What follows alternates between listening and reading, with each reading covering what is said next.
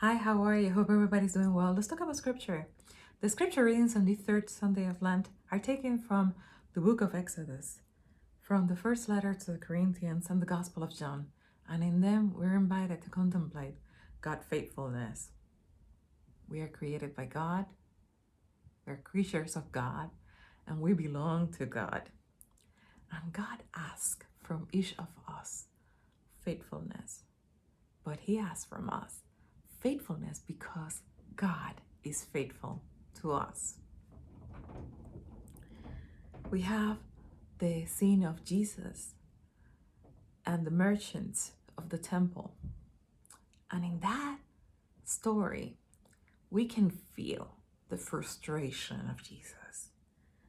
Is that recognizing, that realizing how easily we could turn something good into sin. How we could be unfaithful to God. How easily sneaky sin could be and slipping into our lives, almost without noticing it. It's discreet. It goes little by little until we are in danger to turning everything that is good into a business transaction. And we turn our lives, our temple, into a marketplace, into a mere business. The other day, I was surprised because I went to an airport that I usually don't go to. So I passed the line of security, and there I found myself completely without anywhere to go. I turned to my right, and there was a wall. I turned to my left, there was a wall. And in front of me, a store.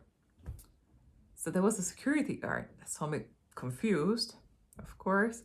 He came to me, it's like, where are you going? It's like, am I in trouble now? And I told him, I'm trying to look for my gate. And he pointed me to the store. I was like, really? I couldn't believe that every single passenger that gets out from the line of security have to go through the store to find their gates. And I said, I can't believe this. They have become so Disney. And I say this because in Disney World, every time you get off from an attraction, you end up at a store that sells you the toys that belongs to that attraction. Disney invented it. That's why I call it the Disney effect. And we have taken a bit of that too. Churches have taken a bit of that too. I remember that I went to a trip to Las Vegas, and I went to the parish that was there in Las Vegas, and they had a sign that they accepted poker chips as offertory.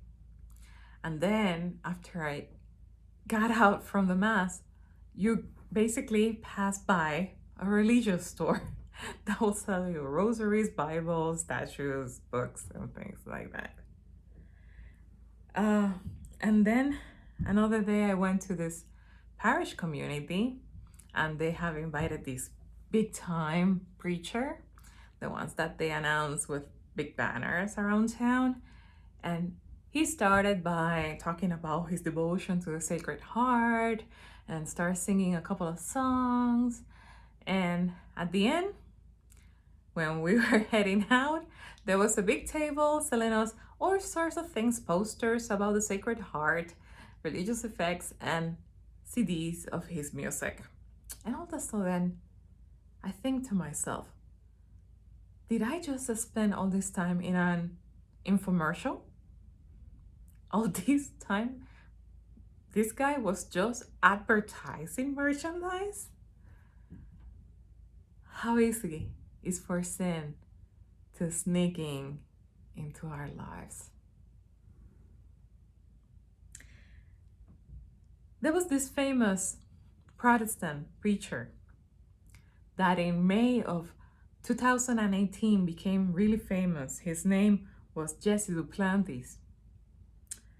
And he ran a marathon, a telemarathon, raising money from his believers because he wanted a new jet, a new airplane. Because his old airplane, his airplane was old, and he wanted a new jet that cost $54 million.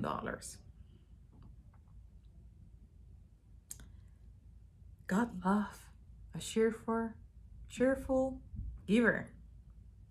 How many times we heard that and then being asked for money? Like if God was a product that you can purchase. How easily is for sin to sneak into our lives. That's what Jesus saw at the temple. Jesus knew a couple of things about the temple and the merchants that were there. They were exploiting people's needs. Similar to when you get thirsty, you go to the movies and you get thirsty and you see that the soda that you want to buy is $6, but you cannot get out. So you have to buy it or be thirsty. They had a money changing business inside the temple because the silver coins that they accepted as offertory needed to be from Tyre, which were the purest silver. So they have to change it, and they earn a lot of revenue from that. Then they sold all the animals for sacrifice, and they made also a huge profit from those. Many people were getting rich by exploiting the poor, the needy. Lots of people getting rich, exploiting the faith of the believers. I can almost hear them say, "You won't find a pure lamb. Yes, this one will please the Lord." How easily is for sin to sneak into our lives.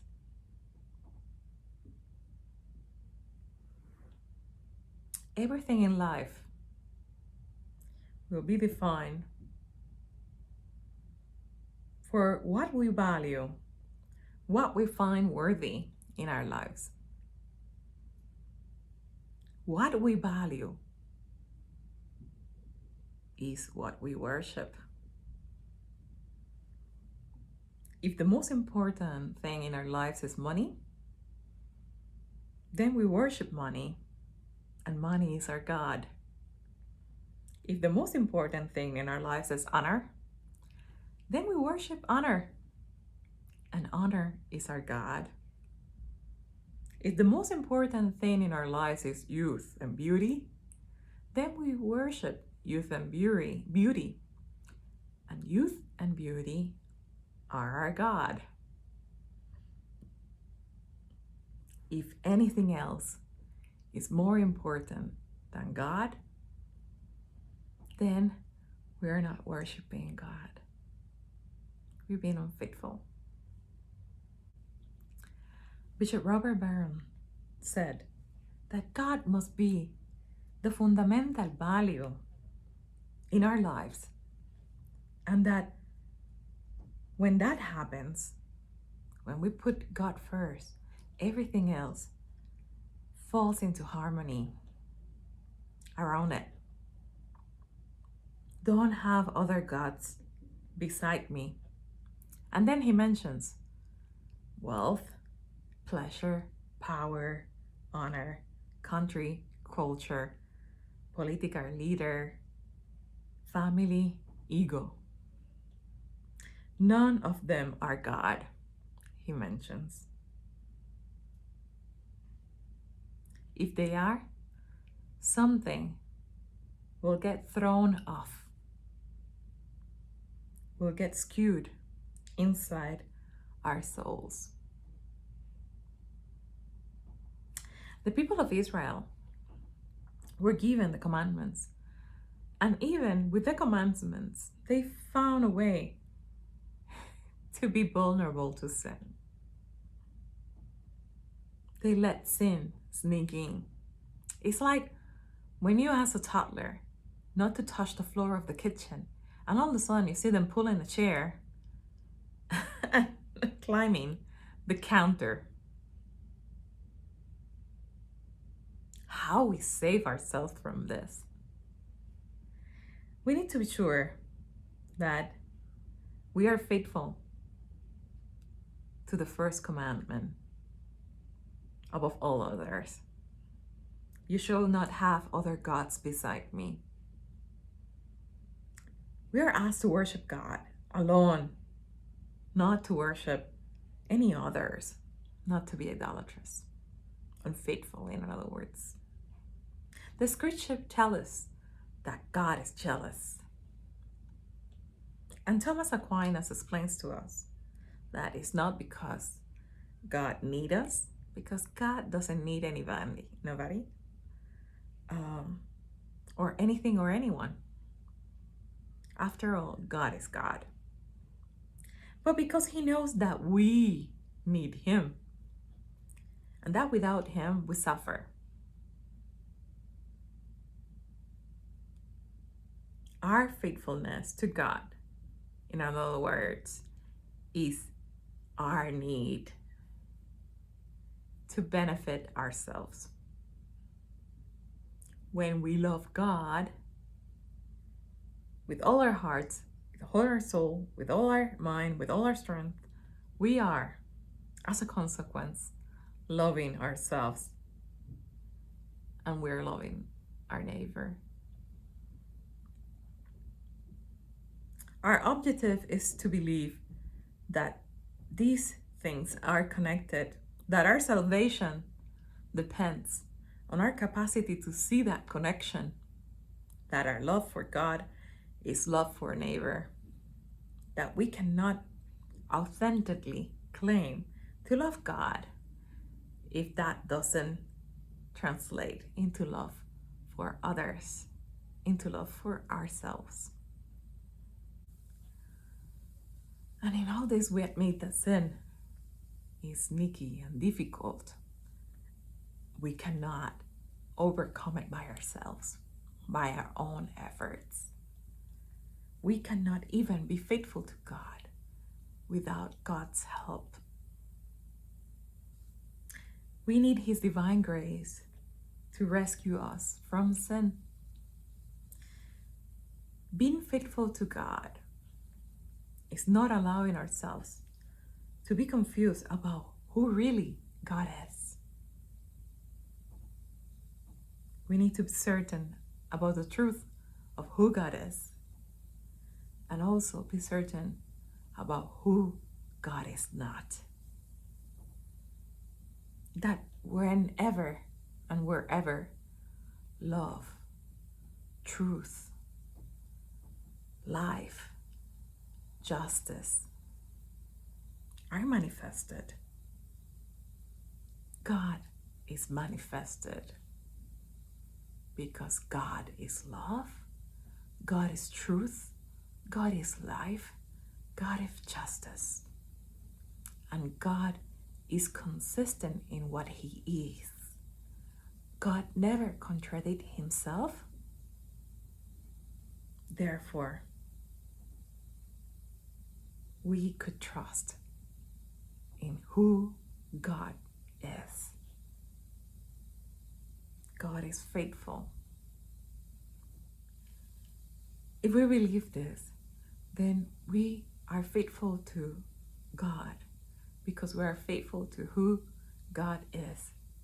And we begin to be more loving, more truthful, honest, just, and more life-giving. And that is precisely what this world really needs. May God bless you all, and let us be saints.